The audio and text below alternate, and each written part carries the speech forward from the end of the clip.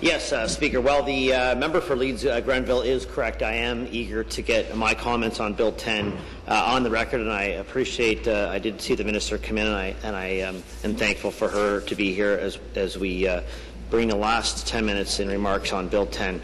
So I do look forward to providing some perspective and on the vital questions surrounding child care here in Ontario, questions surrounding safety of our children, the availability and affordability of care options and impacts on long-serving child care providers. You know, Speaker, it was just a couple of weeks ago that our Ontario Ombudsman had his say on the problems inherent in Ontario's child care systematic problems, really, that have been allowed to fester over the years of poor oversight and absent enforcement by a government that until last year seems unbothered by the potential for tragedy. Of course, we were all horrified when that potential became a reality, Speaker, and the government finally woke up to grasp the impact of its unmet responsibilities.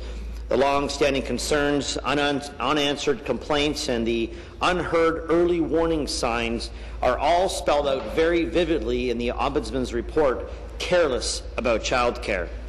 That really says it all, Speaker. The government has been careless about child care. But beyond the headline, the stories within tell a tale of a government sleeping at the wheel, unaware of the hazards jeopardizing the safety of our children here in Ontario. As Mr. Moran points out in his executive summary, this government finally got its wake-up call when, quote, over a 7-month period in 2013-14, 4 young children died in the Greater Toronto area. We all know the details of the tragedy that befell 2-year-old Eva Ravakoyevich, who died in Vaughan on July 8, 2013, in an illegal home daycare. Specifically, Mr. Moran's investigation centered on the system for responding to complaints and concerns about unlicensed child care operations. The point being that while this government has its eyes on registering and licensing, the fact is that no registration or licensing regime can work to protect the safety of our children if government is not going to respond to the complaints and concerns in the first place. Speaker, as the Ombudsman report points out, there are more than 800,000 Ontario children in unlicensed care from newborns to age 12, more than double the number in licensed settings. I'm sure we all know examples of families who have benefited from the child care provided by relatives, nannies, friends, or babysitters. And we also know the concerning stories of those who are cared for in overcrowded homes, storefronts, and offices. These would be in violation of the law, Speaker, in fact, the current law. And so if the law was enforced, perhaps we wouldn't see the sad stories that confront us today. Speaker, there's no doubt that as waiting lists and the costs associated with licensed child care have grown, many Ontarians have turned to more affordable, more readily available informal options, often unaware of the rules and of the risks. Again, it is a government's job. It was government's job before Bill 10, and it will be after Bill 10 to ensure Ontario parents are aware of the rules and know the risks before making crucial decisions on who will be protecting their children when they are at work. As Mr. Morans indicates, Speaker, while there are hundreds of complaints every year from parents looking for government to do its job, regrettably, the system for receiving and responding to such complaints and concerns has suffered from entrenched organizational malaise for years. He also points out that in the case of Eva Ravakoyevich, the ministry repeatedly failed to follow proper procedures or follow up on multiple complaints, including from Children's Aid Society officials. Its ineptitude allowed this brazenly illegal daycare to operate unabated for many months until Eva's death incited ministry officials to take action. Further to that point, Speaker, Moran tells us that far from being an isolated incident, the system for responding to complaints about unlicensed daycares, including careless and inconsistent complaint intake practices. It was also infused with a reactive, passive, and conflicted enforcement culture that focused on encouraging and educating illegal operators into compliance, to the detriment of ensuring the health, welfare, and safety of the children. And really, that's what is paramount here and should be, Speaker, ensuring the health, welfare, and safety of children. I'm not just sure that Bill 10 is the answer, of course, in its currently written format. There's a long list of concerns Mr. Moran details in his overview of what is ailing a clearly broken system. And he calls out the ministry for, quote, a non-existent case management system for tracking complaints about unlicensed operators, a disorganized process for documenting complaints and incomplete records, dozens of cases where the ministry's own directives and guidelines for responding to complaints were not followed, and where inspections of unlicensed daycare operations were delayed or skipped altogether. Poor inspection practices as cursory and careless evidence gathering, inadequate assessment of evidence, and failure to properly document inspection results, and absent training on best practices for conducting investigations. He adds that many did not even possess a clear understanding of the legislation that they were enforcing or of the ministry's own policies and procedures. Unbelievable. So, Speaker, there it is, a clearly broken system failing Ontarians in its inability to anticipate problems, register complaints, or enforce the current legislation. The big question is, does Bill 10 alleviate these problems or simply build more registering and licensing into a system that continues to be unresponsive to actual violations? Because if we continue down this path, we only stand to repeat the mistakes of the past that have led to the situation where we have had 82 unlicensed caregivers facing multiple complaints and then 23 still operating illegally on second visits, and 15 remaining in violation of subsequent visits. Speaker, it doesn't matter if we beef up our legislation if the ministry refuses to act or enforce on it. And that's the bottom line. Rules and regulations are only as good as the enforcement you put behind it. We have so many good, diligent, and safe daycare providers, both licensed and unlicensed, here in the province. There's clearly a few bad apples, and they're now further impacted by a piece of legislation that has failed to really hear their voices, and we've called for the minister to perhaps use the winter to allow those folks to come in and have their say. And it's not just them, Speaker. It's the parents who you've yet to listen to who are facing a limiting of their options and an associated major hike in fees once this legislation is put into place.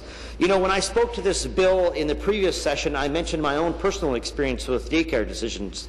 I told you about my young son, Murphy, who was at the J.W. Girth YMCA, and I really can't say enough about the good work they do down there.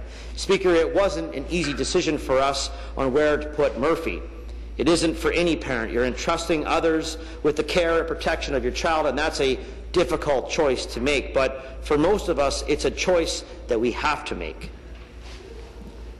And when we do so, it's important that we have the information we need to make that choice and the assurance from government that it will be responsive and active should concerns arise or enforcement become necessary. Again, that hasn't been the case, of course, with the local YMCA. We in Murphy have had a great experience and look forward to his brother Lincoln following him in the coming months. Of course, we do have to send Lincoln in December to a home care provider to bridge that gap between 12 months and 18 months when the YMCA can take him. Of course, the other option obviously was to bring him to a smaller in-home daycare in a neighborhood with a family member or friend. In a way, we were lucky, Speaker, lucky to have a number of options when it came to our child's care so that we could weigh the pluses and minuses and come up with a decision that best fits our needs. Of course, that decision again was the YMCA, and we've never looked back. But there is a concern, and we've seen it all on our emails during constituency meetings and in our local papers. There is a concern that many, specifically in our rural communities, who won't have these options if this legislation is passed in its current form. The concern is, Speaker, that many unlicensed daycares would be shut down and parents would be forced to look further afield and at much more expensive options that may be completely unaffordable. What then, Speaker? Well, I'll tell them what then. The parent now facing limited and unaffordable daycare options seeks out care that this legislation has driven underground, only adding to the problems caused by the current lack of oversight and enforcement and setting the stage for further tragedy. Now, I think many of the concerns raised by the current writing of the bill could be dealt with if the government was prepared to engage in real consultation with parents, of course, with providers to ensure a well-thought-out and workable bill that maintains child care options while ensuring the safety and well-being of our children. Now, Speaker, I'll leave it at that, and I hope to finish my remarks in the 2 minutes hit subsequent. Thank you. Thank you very much. Questions and comments? The member for Hamilton Mountain. Thank you, Mr. Speaker. I'm very happy to speak to the member from Leeds-Grenville and the member from Kitchener-Conestoga in their comments about Bill 10 and the changes that the government is planning to bring forward to our child care system. I've had my time speaking to this bill, Speaker, and I raised my concerns at that point. I really hope that the government was listening, because when it comes to inspections, when it comes to ensuring our child's safety, I'm not exactly sure that Bill 10 meets those needs. We spoke of, the member spoke of 4 children dying within a 7-month period, and that was due to the lack of inconsistency in inspections and making sure that our children were safe. The government heard complaints. The ministry had complaints regarding these providers, and yet they failed to act on those investigations. We currently, I believe in 2013, by the end of 2013, we only had 54 child inspectors. They're only planning on adding 6 to that list. Yes, they will be specialized inspectors, but the inspectors that were currently there were not able to keep up with the job. The Ombudsman completely uncovered that, talking about the lack of tools to be able to enforce that, to make sure that we were acting on those complaints. If they had acted on the complaints, we would have saved children's lives. And I think it's absolutely critical that we make sure we get it right when we come to committee for Bill 10. 6 inspectors isn't going to cover it. We need to make sure that they're putting proper funds into the maintenance, into the enforcement levels of our child care sector. It's absolutely critical that we get it right. I hope that we can work together right across this House to make sure that we have the proper tools in place to do just that. Thank you.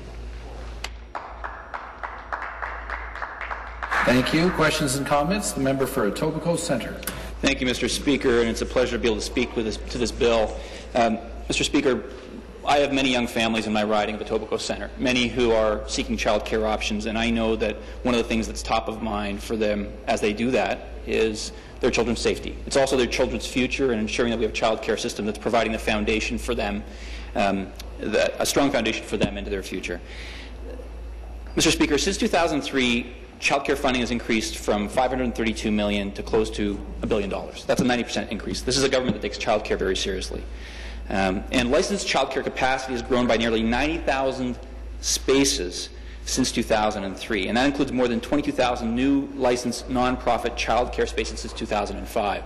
So when we talk about the availability of child care options, I think this demonstrates that this government is committed to increasing those options, and that those options have been increased in the licensed sector. That's why we also introduced the Child Care Modernization Act, Mr. Speaker.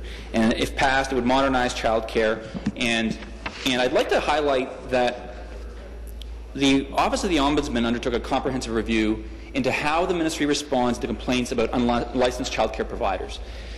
And the recommendations put forth by the Ombudsman are helpful advice and have informed this legislation, Mr. Speaker. And so that's why we introduced the Child Care Modernization Act.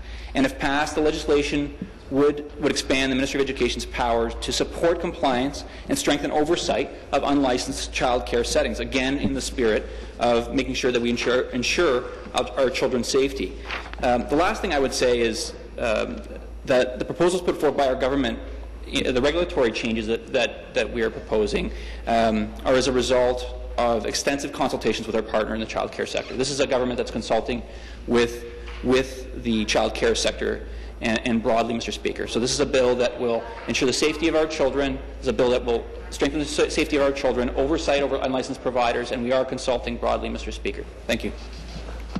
Thank you. Questions and comments? The member for Bruce Grey, Owen Sound. Thank you very much, Mr. Speaker. A pleasure to comment on my colleagues, Leeds Grenville, Steve Clark, and Kitchener-Conestoga, Michael Harrison. Also want to do a shout out to my colleague, Garfield Dunlop from Simcoe North. He's done a great job. What his biggest concern, I think, with this bill overall is there has not been consultation. It has not been talked about with those independent child care operators. What my colleagues have brought up is there's an awful lot of opportunity here to do things for the benefit of children, the safety of children. We're concerned that there is going to be very limited, on behalf of kids, parents, and those child care operators, there's going to be very limited options available, very few affordable options, Mr. Speaker. And the Association of Daycare Operators of Ontario have raised concerns to the Ombudsman in regard to the report that was released, and they're urging caution, further caution from the government and legislators, an arbitrary passage of Bill 10 without further consultation on its long-term impact. They have very specific concerns of what could be happening. It's not going to prevent illegal daycare centres from operating, but it could push many licensed child care centres into closing, thus eliminating much-needed compliant and safe child care spaces. Their concern are it could force the closure of licensed child care centres that have been serving their communities for decades, give government officials the ability to revoke a child care centre's license without due process and with no real way to appeal the decision, prevent new licensed child care centres from opening, reduce the choices parents have. My colleague from Kitchener-Conestoga referenced that in his own children and what's best for their children. It will do little to address the problems around unlicensed daycares and could result in fewer child care spaces, 140,000 child care spaces, Mr. Speaker. So, the minister has said, trust me. Well, sadly, after gas plant fiascos, wind turbines, orange issues that we've faced with this government, trust me is a little thin at this point, Mr. Speaker, particularly when we're talking about our greatest asset, our most cherished, prized asset, our children, the future of our great country and our province. Mr. Speaker, what are they afraid of going out and talking to the community? Some of the members have suggested this is a dog and pony show, which is totally inaccurate. We need to be out there, Mr. Speaker, consulting, listening, and doing what's in the best interest of our children. Thank you, Mr. Speaker. Thank you. Questions and comments? The member for London West. Thank you, Speaker. I'm pleased to rise today on behalf of the people I represent in London West to respond to the comments that were offered on this bill from the member for Leeds Grenville and the member for Kitchener-Conestoga. I also, of course, want to acknowledge my colleague, the member for Hamilton Mountain, for her advocacy and her foresight in writing to the Ombudsman to request an investigation into the adequacy of the protection that is offered by the province of Ontario for children in unlicensed childcare operations. And her triggering this investigation was as a result of the tragic deaths of I think at least 4 young children who died in unlicensed daycare centres over a period of just 7 months. And this is something that absolutely, as legislators, as a province, we need to act on. We need to address and make sure that no family has to suffer the enormous grief that would happen in those kinds of circumstances. Our concern with this bill is that the bill doesn't really address that issue. The bill doesn't address the fact that the ministry has been unable to respond to complaints that are lodged about overcrowded and unlicensed daycares. We know that the ministry did not respond to 25 out of the 448 complaints that were launched in the 18-month period before little Eva died, and we are very concerned that the bill does not augment the inspection capacity of the ministry to the level that is necessary to respond to these concerns as they are reported by the ministry. Thank you. Okay, that concludes our questions and comments, and I return to the member for Kitchener-Conestoga for his reply. Yes, thank you, Speaker. I would like to briefly thank the folks who chimed in on my colleagues from, or my colleague from Leeds Grenville and my remarks, the member for Hamilton Mountain, Etobicoke Centre, of course, my good friend and colleague from Bruce Grey, Owen Sound, and of course, just recently, the member for London West. Speaker, while we do understand the intentions of this bill is to fix a broken system that has so much, there is so much at stake, there are still so many voices out there that are calling for us to listen. I think of the YMCA proposal that came out of the from conversations to action document. I think 2 of our Montessori schools who are concerned of the possible changes that will impact advances that they've made in early childhood education. I've actually had the opportunity to visit our local Sunshine Montessori School in Kitchener, doing great work, and I've heard from many of the parents who are also too concerned about this bill. And I think of the literally hundreds of emails from unlicensed child care providers who are sounding the alarm bell over the impact that blanket licensing legislation will have on their ability to continue servicing the community. And, of course, from the hundreds and hundreds, if not thousands of parents, and I know the great work that my colleague, our critic, Garfield Dunlop from Simcoe North, has been doing on this file, and is hearing from those parents who are pleading with us to ask the government to continue to listen, to not ram this through. So, Speaker, before we consider passing Bill 10 into law, I do think there is a lot we can learn from those on the front lines, from parents facing life-altering decisions, and certainly from the Ombudsman, whose report is a vital warning against lack of ministerial oversight, attention, and just simple management of the file that they were given to look after. So thank you, Speaker, for my opportunity, and I'll leave it at that.